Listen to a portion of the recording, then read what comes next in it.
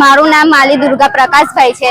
આજે જે આરોપીએ મારા પપ્પાને મર્ડર કરેલું બટાકું નાખીને રાત્રે 10 વાગ્યા પછી 3 કે 4 વખત ચા પીરાવીને બહુ જ ગંદી રીતે મારા પપ્પાની હાલત કરેલી, જે આજે બે માંથી એક જણ પકડાઈ ગયેલો છે, એની ફાંસીની સજા જોઈએ છે ને કાલ ઉઠીને ફાંસીની સજા નહીં આપે ને ભાઈને કોઈ થાય તો જવાબદારી કોણ લેવાના? સોસાયટીમાં બી ખતરો છે બધાને। જે સુધી એને ફાંસીની સજા નહીં થાય તો સુધી અમે કોઈ જીવાવાળા નહીં, અમે શું કરવાના? બે ભાઈ છે, મને तो फांसी ने सजा, हमने बीजू कसूर नहीं जोतो।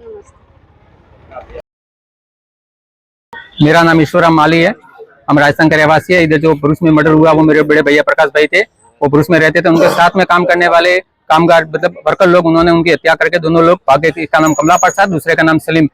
दोनों लोग यहाँ से लूट करके हत्या करके भाग गए। फिर पुलिस ने हमको विश्वास दिलाया कि हम आपको आरोपी को निश्चिंत रहिए, हम पकड़ के लाएंगे। गुजरात पुलिस ने अपने विश्वास पर खड़े उतरे, गुजरात पुलिस ने करके दिखाया। उनको 3 महीने में उनको पकड़ के लाए। अभी हमारे गुजरात सरकार से निवेदन है इस मुजरिम को फांसी की सजा दिलाए, क्योंकि हमारे भाई के छोटे छोटे बच्चे, अभी उसको 10-15 साल की सजा हो जाएगी, वे बाहर में आके बाहर आके वापिस ये काम करेगा। बच्चे को कई कर दिया, हमारे को कोई कर दिया, जनमान का हमको पूरा खतरा है कि बाहर आके मर्डर तो करेगा। इनका पेशेवर धंधा है ऐसा मेरे को लग रहा है। तो गुजरात सरकार से एक निवेदन है हाथ जोड़ के, ऐसे मुजरिम को समाज में खुला न छोड़े, उनको फांसी की सजा दिलवाने का कष्ट करे।